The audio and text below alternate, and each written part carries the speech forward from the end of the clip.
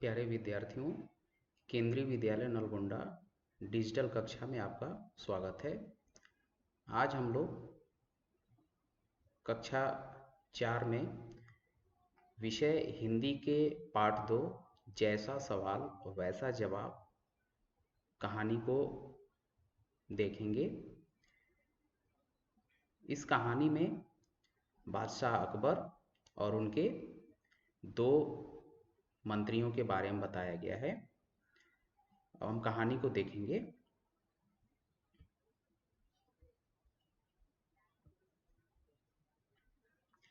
कहानी का शीर्षक है जैसा सवाल वैसा जवाब।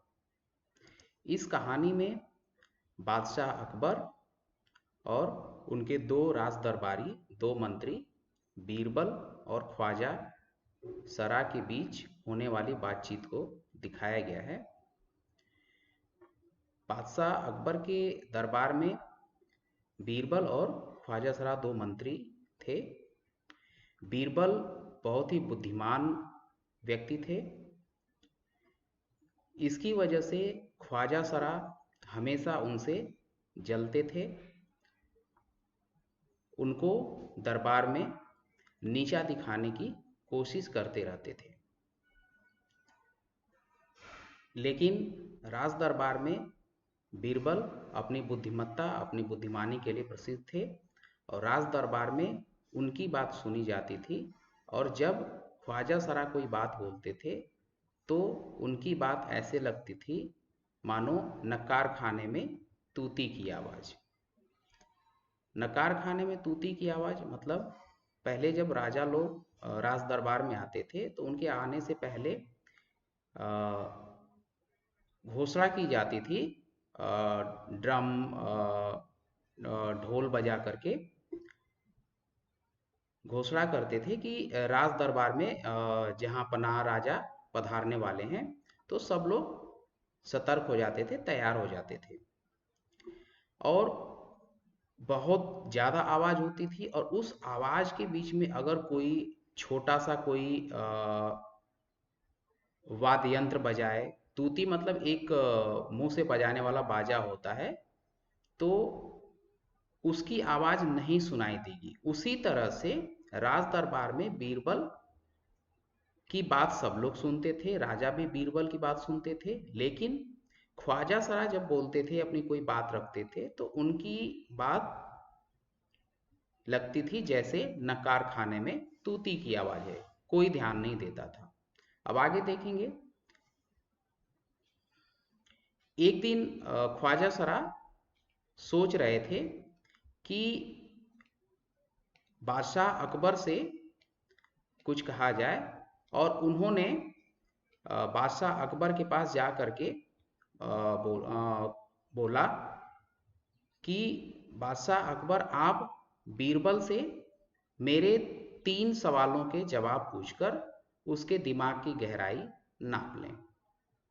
मतलब बीरबल कितना बुद्धिमान है ये आप पता लगा लें। और ख्वाजा सरा ने बोला कि महाराज, आप भी उसकी लंबी चौड़ी बातों के धोखे में आ जाते हैं और अगर आप मेरे 3 सवाल पूछेंगे तो उस नकली अक्ल बहादुर की कलई खुल जाएगी, उसका रहस्य सबको पता लग जाएगा। अब आगे देखिए कहानी में क्या होता है। तो अगले दिन बादशाह अकबर ने बीरबल को राज दरबार में बुलाया।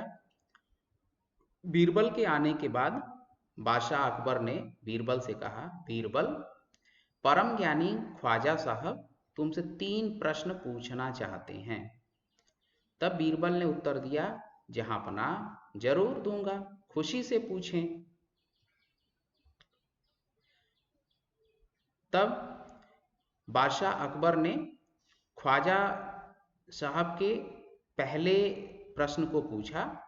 प्रश्न ये था कि संसार का केंद्र कहाँ है। उस प्रश्न को सुनने के बाद बीरबल ने कुछ सोचा और अपने हाथ में ली हुई छड़ी को अपने आगे फर्श पर जमीन पर टिका कर के बोला कि यही स्थान चारों ओर से दुनिया के बीचों बीच पड़ता है और यदि ख्वाजा साहब को विश्वास न हो तो वे फीते से नाप लें, इस स्थान से पूरी दुनिया को फीते से नाप लें। अब देखिए इसके बाद क्या होता है।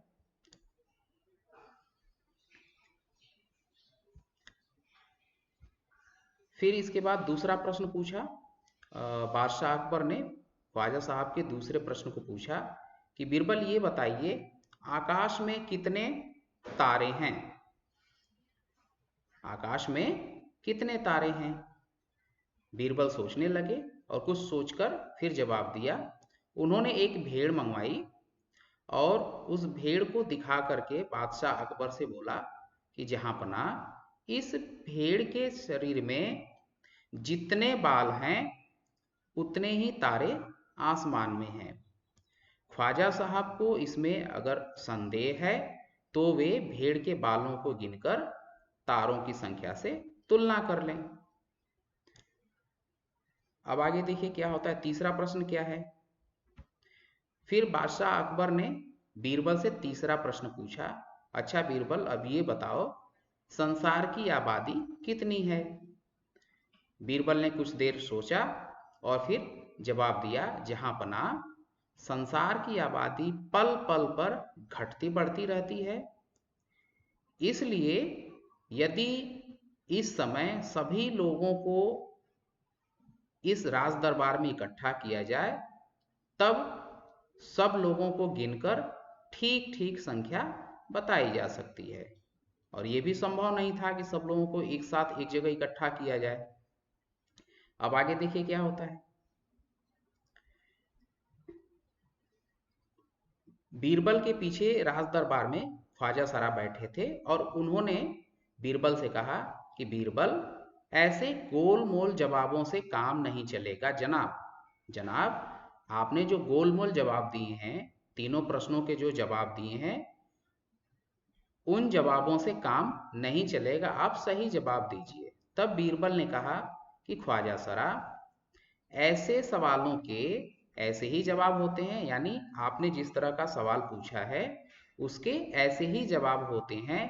पहले आप मेरे जवाबों को गलत साबित ख्वाजा तब आगे बढ़िए।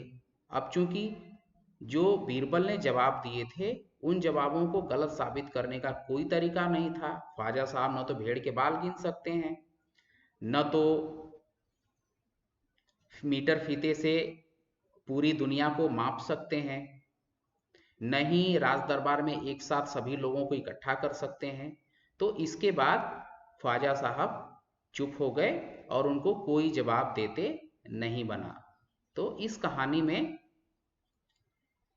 आपने क्या सीखा। हमें बुद्धिमानी से काम लेना चाहिए, हमें कभी भी अति आत्मविश्वास में नहीं होना चाहिए और हमें कभी ऐसा नहीं समझना चाहिए कि हम सबसे ज़्यादा चालाक हैं। तो ऐसी बहुत सी कहानियां हैं, आप लोगों को सर्च करना है और पढ़ना है। बीरबल अकबर की कहानियां प्रसिद्ध हैं, ठीक है। तो आज हमने पढ़ा जैसा सवाल वैसा जवाब। धन्यवाद।